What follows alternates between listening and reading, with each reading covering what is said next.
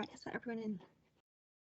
Hi everyone, welcome to our webinar today, talking about our latest funding call on improving the identification of adults with lived experience of modern slavery in the UK. My name is Natasha Colvine. I'm a project planner at the Modern Slavery PEC, and I'm joined by other PEC colleagues today who will be presenting throughout the session. So we'll start off with a bit of housekeeping. So all participants are currently on mute with the video off. But you can feel free to ask questions at any time using the Q&A function, and then we'll answer them in the dedicated time for the Q&A later on. If you have any technical problems, please feel free to post in the chat and we'll do our best to fix it. And also just let you know, we're recording this webinar to share it online afterwards. We won't share the Q&A section there, that will be cut out, but it's just recorded for note-taking purposes. So if we go into some meeting rules, these are in place because there may be people with lived experience of modern slavery in attendance today. So we ask that all attendees are sensitive and respectful. We don't require participants to disclose any of their experience of modern slavery, but please be mindful that you may hear some disclosure during portions of the meeting. Please respect individuals' wishes in the use of terminology. In the PEC, we use the terms people with lived experience and survivors, but people may have other preferences, so please respect these. And then please respect individuals' right to anonymity. People may have their cameras off or have an anonymous screen name, but please make sure they're still included as part of conversations. And then please be mindful of your mental health. You can take breaks whenever you need to, and please feel free to step away temporarily or leave the meeting at any point. So we're moving on to the agenda for today. We'll firstly be giving an introduction to the PEC and an overview of this research call, including the application process, and then we'll move on to Q&A. So I'll hand over to Alex Balch first for an introduction to the Modern Slavery PEC. Thanks, Natasha. My name is Alex Balch. I'm Director of Research at the Modern Slavery PEC. I'm just going to give a brief overview of who we are, what we do and how we do it. Next slide, please. So we are an investment of £10 million by UKRI. We have funding till April 2024. We're a consortium of 6 institutions, all of which have a background in research on modern slavery. And we've been set up to bridge the gap between evidence and policy. So we're interested in funding high quality research to produce new evidence about modern slavery and try to influence and shape laws and policies to address modern slavery. Next slide, please. So here's a list of our partners. I won't go through all of them, 6 research institutes, but also just to point out, we are funded through the AHRC, supported by ESRC, which are part of UKRI. Next slide, please. So what do we do? Well, I've already mentioned that we fund research. We try and make sure that research is influential to policymakers and decision makers. And we do that in a number of ways. We co-develop our agenda, so we consult widely to determine what the gaps are in evidence and what we need to do research on. We work with partners to make sure that there's a good cross-section of people involved in that research, and we also engage with stakeholders to make sure that there's good uptake of that research. And you'll see in the penultimate bullet point there, we're very keen to ensure that people with lived experience inform our work, and that means not just as participants in research, but as actual involvement in the research process itself, which means what we do research on, how we do the research, should all be informed by people with lived experience. Next slide, please. So how do we then do that? We've got 3 main routes in which we fund research. The first is open research calls, which are larger, and they tend to be for longer research projects where we invite people to propose research ideas, normally across a theme or broad topic area. But that's where we invite people to design their own research. The second type, which is this type we're talking about today, is responsive research, and that's where we have a specific gap or need that's been identified by policymakers, and we are asking the research community if they'd be interested in doing that work. So it's a more prescriptive and a slightly more narrowly defined call for research, which is what we're doing today. And then finally, all of our partners, all of our 6 partners, are involved in doing evidence reviews and building the foundation of knowledge to determine and help us determine where the gaps are. Next slide, please. So we have 4 broad areas which we're working in, and these are intended to be quite broad and inclusive, and there is obviously overlap between them. The 4 areas are prevention, survivor support, supply chains, and the effectiveness of legal enforcement.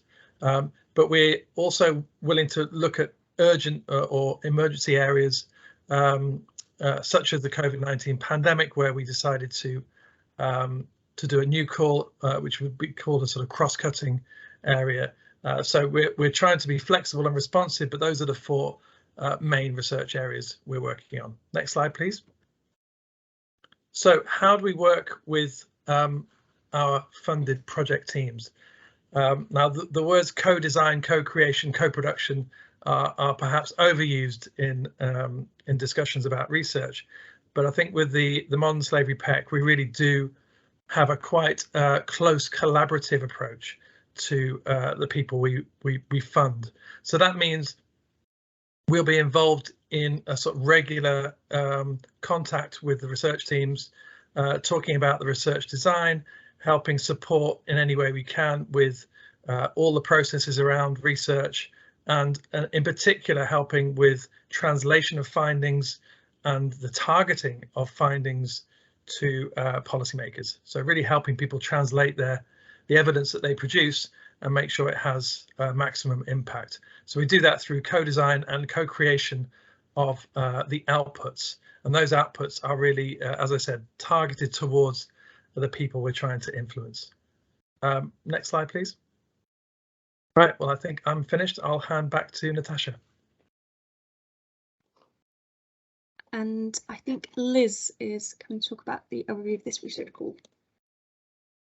Great, thanks very much, Natasha, and hi everyone.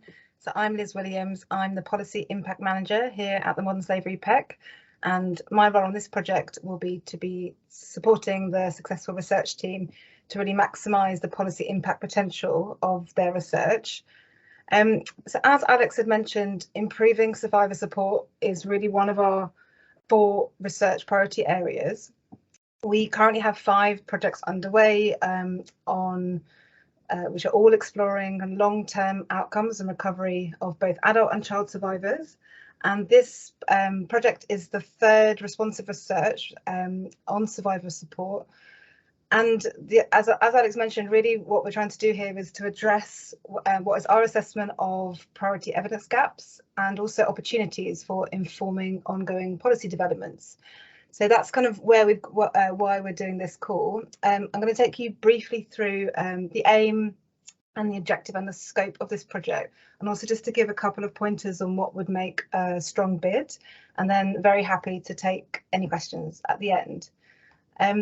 So in terms of background for the call, we're aware that improving identification of people with lived experience of modern slavery is a priority for many different stakeholders, but currently there is quite limited evidence on how to most effectively identify survivors, what makes a quality referral into the NRM, the National Referral Mechanism, and also how this has been affected by remote working due to the COVID pandemic. So these are all kind of evidence gaps that this project intends to fill, and the research is highly topical as it's going to be taking place at a time where quite a number of changes for identifying people with lived experience of modern slavery are going to be brought into force following the Nationality and Borders Act. A second kind of contextual background for this research project is the high number of duty to notify referrals. So in case anyone's not familiar, in England and Wales, when public authority first responders have encountered a potential adult victim of modern slavery, they have a statutory duty to notify the Home Office.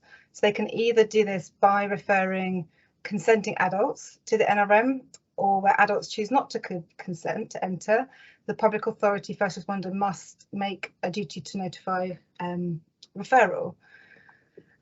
There are really quite high numbers of duty to referrals in the last couple of years. So in 2019 and 2020, these were over 2,000, and last year this increased to almost 3,200 last year. So this highlights the number of potential victims that are choosing not to go through the formal NRM process.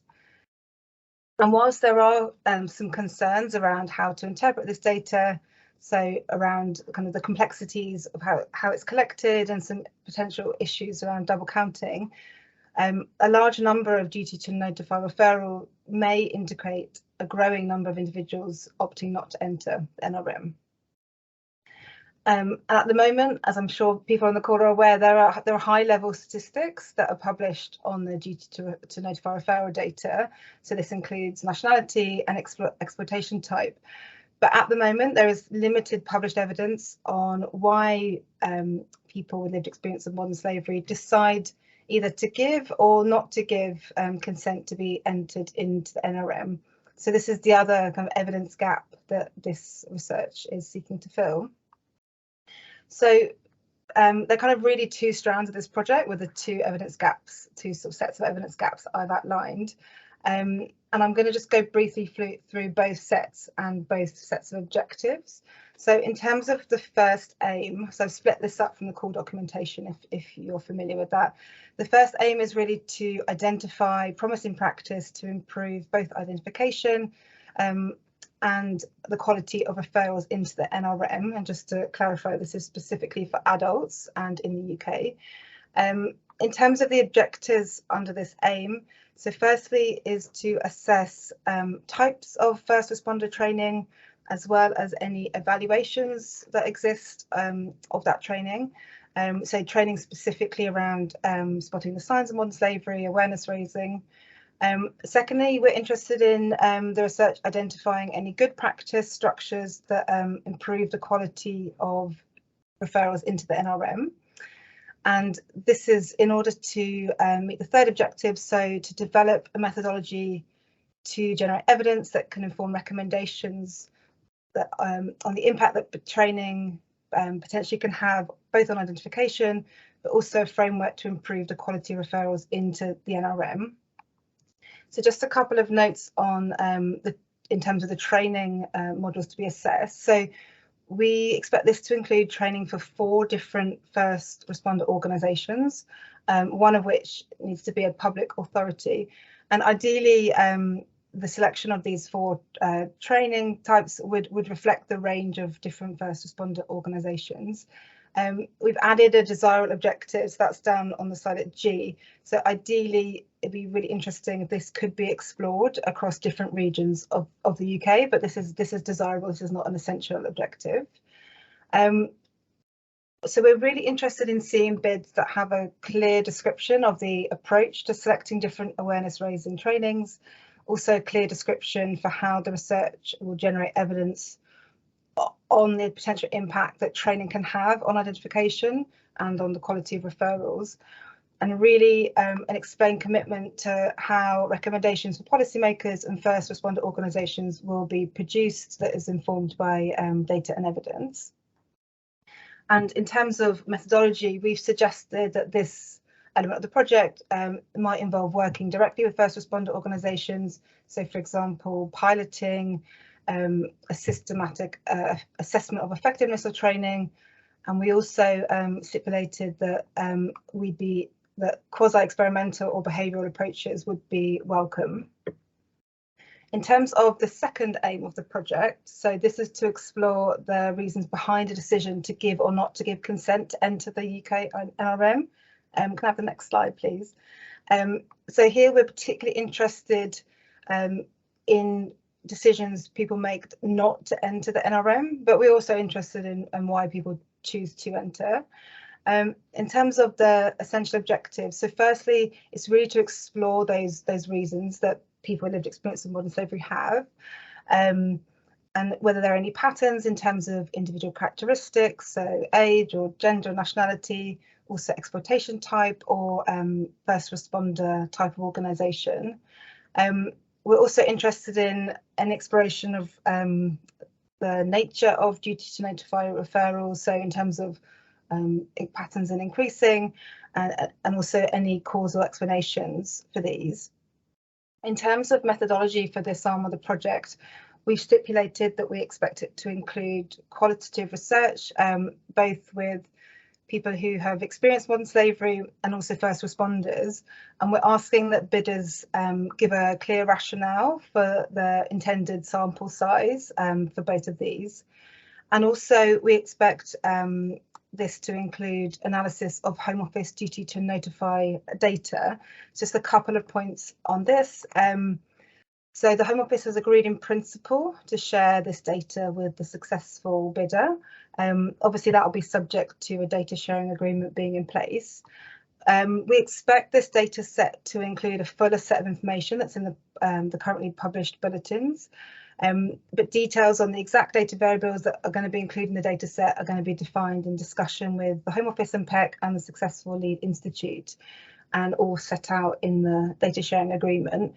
In terms of the timescales, we've built in an extra 3 months in this project between the decision being awarded to the successful team and the project started to get this agreement in place.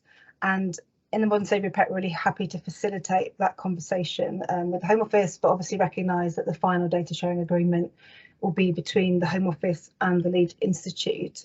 And just lastly, a couple of notes on the scopes. I think, as I've explained, this is very much a UK focused project, and the scope is limited to adult survivors of modern slavery.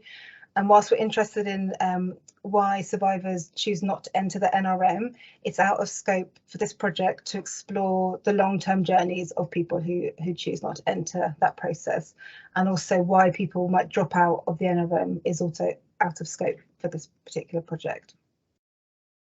Thanks, Natasha. Thanks, Liz. Now I'm handing over to Izzy. Thanks very much, Natasha. Hi, everybody. My name's Izzy Templar. I'm the Research Operations and Communications Manager at the Modern Slavery PEC. So I'll be working closely with the successful project and sort of the operations and communication side of your work. So I'm just going to talk through the application process for this call today, starting off with having a look at the timelines. So the first key date to be aware of is the call deadline, which is the 22nd of June at 4 p.m. We won't be able to accept any late applications on this call, so please make sure that you sort of factor in some time into your planning for putting your application through our form on submit and making sure that you have plenty of time to do that ahead of the deadline. We'll aim to get a decision to the successful team in sort of around mid-July, and as Liz mentioned, there'll be a 3-month setup period so that we can help facilitate conversations for the data sharing agreement with the Home Office and the lead institution. The project will start in mid-September, and by around February we'll be looking for a draft of your final report and research summary, and that's so throughout February, between 4 to 6 weeks, we'll be working with the successful team to finalise the wording of their report and, really importantly, work with them on any policy impact and communications activities so that we can really maximise the impact of your research. And we'll be looking for the project to deliver its final outputs and conclude in March of 2023. In terms of eligibility for this project, projects need to be led by either a UK higher education institute, a research organisation who is eligible to receive UKRI funding, or a charity registered in the UK with a focus on modern slavery.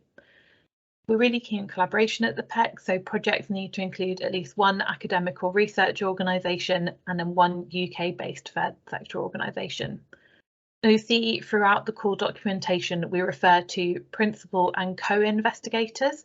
So just to explain what that means, investigators are the researchers who carry out the research on the project. The principal investigator is going to be based at the lead organisation, and they'll sort of have project management responsibility for the project to ensure that it meets those key deadlines and sort of will facilitate the communication with the Modern Slavery PEC. Co-investigators work with the principal investigator on separate roles and responsibilities within a project. And one thing we'll look for in your application is for you to set out the roles and responsibilities of each researcher. If you're applying as a principal or co-investigator on an application, we ask that you only submit that one application per funding call that we run at the PEC. So, for example, if you are applying as a principal investigator on one application, you can't then be a co-investigator on another application.